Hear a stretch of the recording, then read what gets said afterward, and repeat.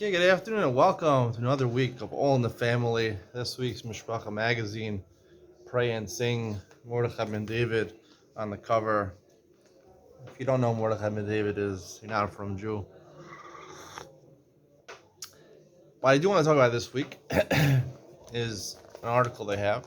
It's a little backwards for people, but how do we do gifts? This is an ongoing discussion about how Jews spend their money, specifically Haredi Jews who are the clientele of Mishpacha magazine. They have a panel of 11 people over here. I think about 7 or 8 of them are either in Chinuch or in Kollel, the husbands. Um, some of them do working part-time. Someone's a Rebbe part-time, a teacher part-time. So most of these people over here are Haredi, not just in terms of being part of the community, but also actively Haredi in terms of their learning or teaching Torah. Um, so they discuss how we do gifts. They discuss other times how they spend money and other things. They have a number of questions over here. The first question, do you give birthday presents? Another question, is there an expectation that you'll give gifts or you just want to give? Have you ever wanted to give but you couldn't? Have you ever given a gift even though you didn't want to? Even though you don't want to. What was the most meaningful gift you ever gave? How much did it cost? What do you think is important to give for a wedding, birthday? Are there any milestones when you expect to receive gifts? From who? How much do you expect people to spend? They have one question that I like. Do you give gifts to yourself? If so, what's the price range? How often? And for what do you usually give a gift? This is not a question that I approve. Do you usually give a gift every time you get an invitation? So, as you can see, there's about 8 or 9 questions they ask. Idea behind this topic, this article, is actually a good idea. I have a show called Jewish Money where I talk about some related ideas, how Haredi Jews spend their money. They've had this type of article for, I don't know, maybe 10 or 12 installments already, and I'm always interested in the topics they bring up. But the way that Mishpacha magazine presents this topic, it fails unilaterally, because I always look at it. Looks like an interesting article, but then once I start reading it, I'm not drawn to reading it anymore. I basically ask these people to answer these questions. The reason I think it's so unsuccessful, I don't even read. I read like 1 or 2 answers, and then I turn away. I click off on Shabbos. Um, the reason is, well, there's a couple of reasons I think. First of all, the reason I don't like the type of article over here is because they're only asking people who are really learning full time, or in Shiva, in Avreichim, or in Kol, or Rebbes, in Chinuch. You have to have a more diverse people that you ask. Secondly, the questions are just very generic and general questions. Someone who's an experienced interviewer, as I am, in order to make a interview interesting, you have to ask good, precise questions. These are just general questions. Do you give birthday presents? Who doesn't give a birthday present? What do you mean, do you give birthday presents? Is there anyone in the world who does not give a birthday present to their kids, to their spouse? They're just boring and general questions. And the third problem is that the people are asking, maybe it's because they're people in kollels and yeshivas, they just give really boring answers. You know, some of them they're just really boring. They're too in the box. Nothing interesting said over here. Um, is there an expectation that they'll give gifts, or do you just want to? They have 9 answers here. This is the answers. I only give if I want to. Financially, it's hard for me, so I give because I really want to.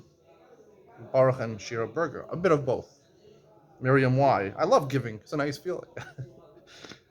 Another answer. There is no expectation of gifts, but I do want my loved ones to feel special about their birthday. This is the day that Hashem decided the world could no longer exist without them. Dasi Steinberg. My kids don't have expectations. They always have a wish list, and sometimes we'll order something they want just because, like if they help me or they're going to camp or it's before Yontiv. Heshe and Chani Michaels. It's part of having any relationship I want to. There's usually zero expectation, except maybe from kids, as is typical. Ahuva Kohn. My kids do have an expectation. No one else does. Their spouse doesn't have an expectation for a gift.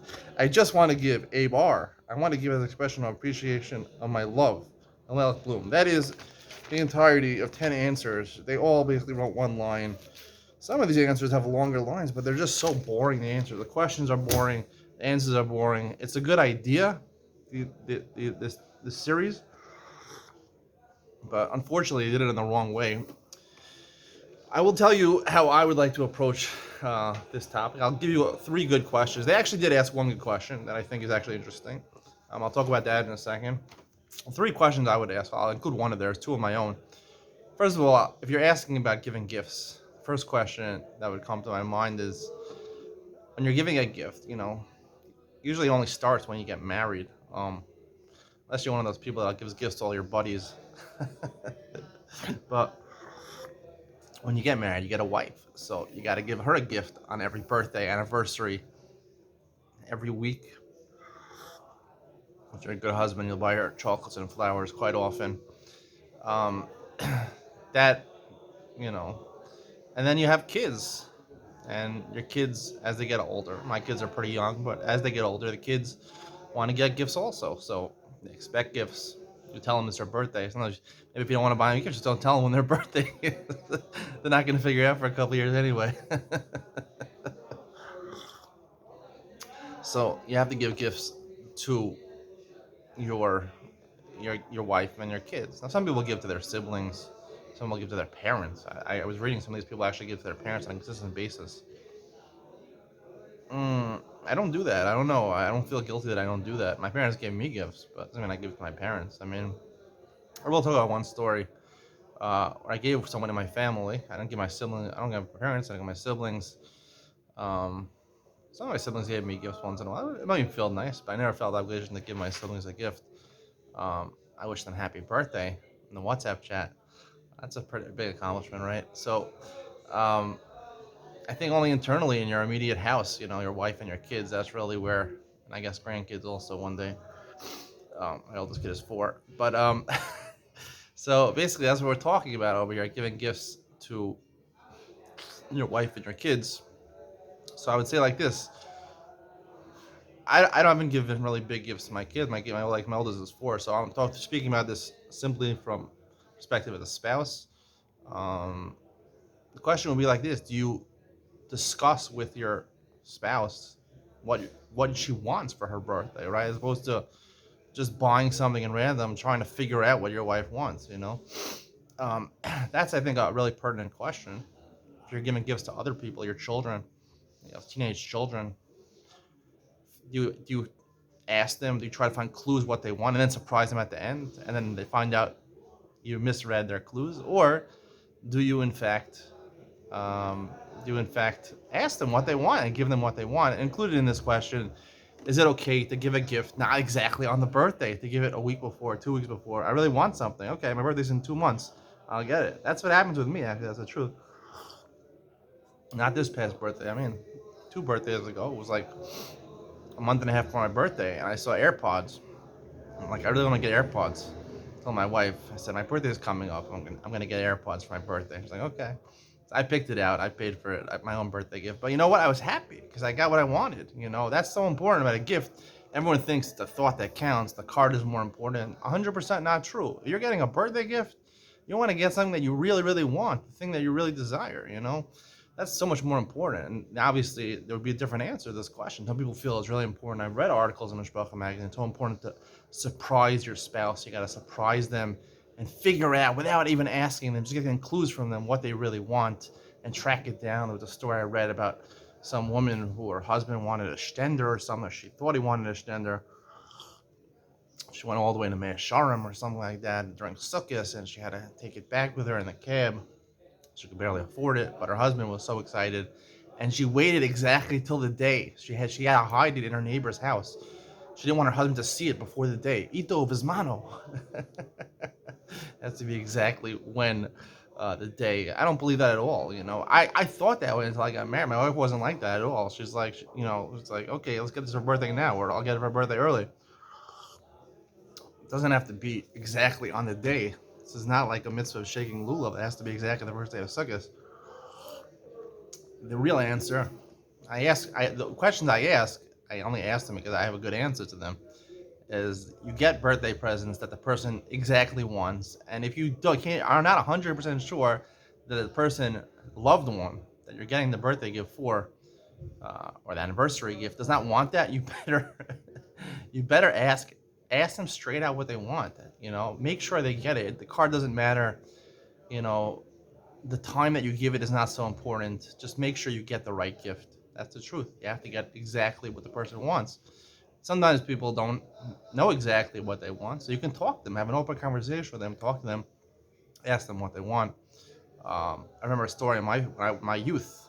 You know, I gave, I gave, I combined with a bunch of people, and we gave a birthday gift to one person, a member of my family, and we thought, we invested in it and we researched it and we found a good price, and it was an expensive item, and we brought it to the member of my family, and the member of my family was very irate. He was upset because it wasn't exactly what he wanted. It was the idea of what he wanted, but it wasn't exactly what he wanted.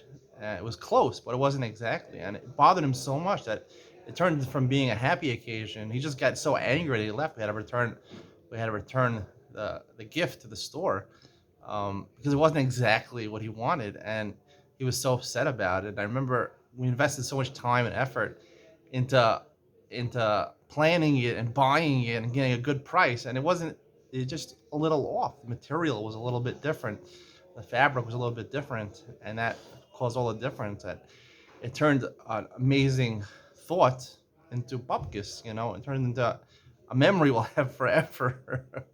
The lesson I learned is that make sure you get exactly what the person wants.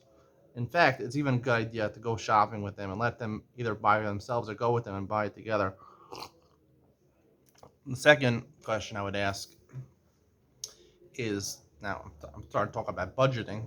Um, uh, I'm getting really involved in this budgeting idea for a month, having a strict budget, what you should include in the budget. I'll talk about the question that I thought was a good question, which is relevant to budgeting. But let's say you have a budget for a month, and you have a big birthday of your spouse, or a big anniversary. Let's say it's your 5th anniversary, 10th anniversary, right? Or maybe you're an older couple and you're already having silver, gold anniversary.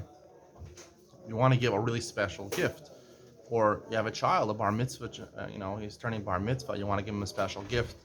Or let's say a child's getting married, you want to give him a special gift. And you have a budget, right? You have a budget for every month, right? And obviously, if it's going to be a big name item, a pricey item, it's going to, you know, be way out of your budget, and either that'll affect the coming months, or you'll have to take out a loan for that or something like that. Well, you don't have extra money, you know, stocked away. Not every people, a lot of people live month to month. I would say 70% of people live on a month to month basis. They depend on their income from that month.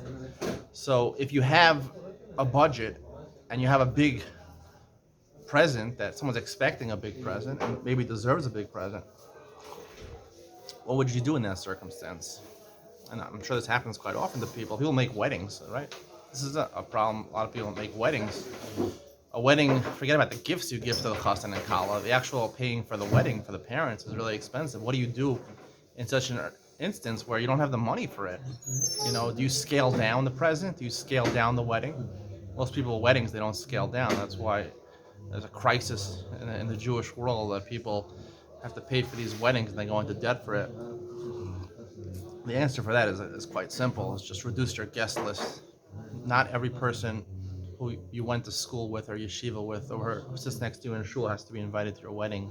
Only the closest family and friends. But the problem is that peer pressure dictates everyone does these lavish weddings. So nothing you can do about it. If I want to stick to gifts, which the article is talking about over here, do you scale down the gift and give a cheap gift for a big anniversary, for a big birthday, or not? My answer is yes, of course you do.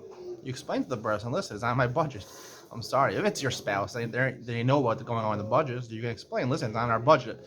They'll understand more. A kid's not going to understand budgeting, they're not going to understand. But you have to explain to them, kids should be financially literate early, and they should understand that they shouldn't know the full details of their parents' bank account and how hard it is for their parents to pay their bills.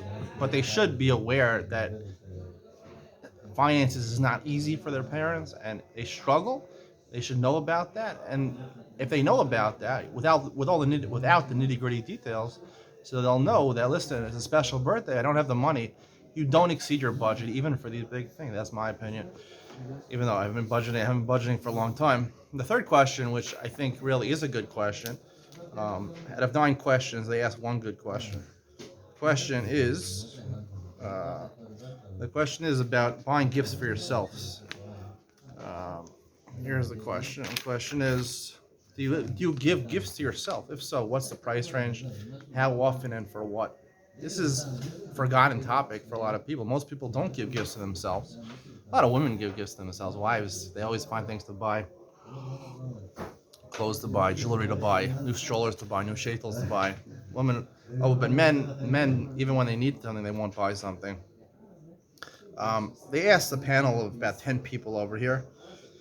There was one interesting answer. Her name was Miriam Y. Definitely, all the time. In the past week alone, I bought myself flowers. This woman, I think she's married, chocolate. She bought herself flowers and chocolate. I guess her husband didn't realize that she wants those things. And new Yaakov Shwekis and a new book. She bought all those things in 1 week. All fairly inexpensive, although it does add up. But I believe that if I was walking around feeling deprived and resentful, my entire family would suffer.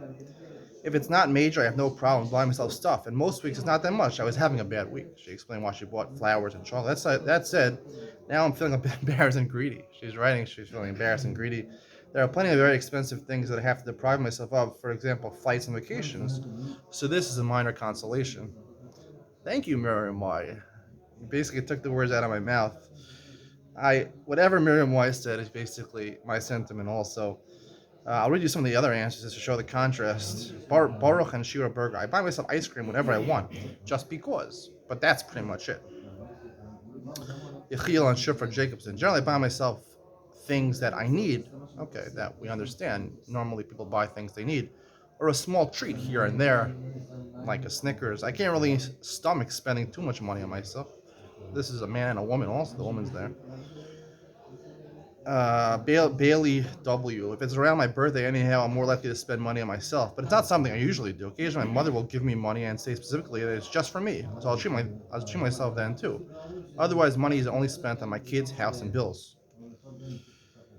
Chaim Stein. Man, only day-to-day stuff. A funny pair of socks. He likes happy socks. The occasional takeout salad.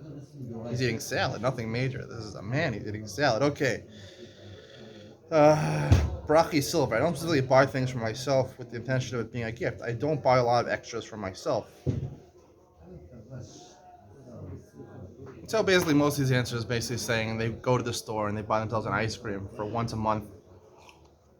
That's how they spend money on themselves. Now, I put out a short video earlier this morning about budgeting 101. This is actually the first month I actually made an official budget with my wife. We talked about how much income we have a month, how much we're allocating to each of the things that we need to spend on. So I specifically made part of the budget discretionary money, meaning money that is for my wants and for my wife's wants. Not a lot of money, but I said we should each have an amount of money that we can spend on things that we want for the month. Not need. If you need, that's already something else. That's a different part of the budget. But things that I don't need, new clothes, fashionable clothes. Like I like to buy some new sports clothes. I want to buy Ralph Lauren polo button-down white shirt. So those are things. That's why I put it in. That's why I allocated in the budget. Small amount of money, both for the husband and for the wife, to use for the month, because I feel it's really important. Like this woman Miriam Y said, my family's going to suffer if I don't feel good. Sometimes you have to buy not sometimes, you always have to buy new things. It doesn't have to be a lot of things. Small things do add up, but a lot of small things is a good thing. To buy new things that you're going to enjoy, it's going to give you life.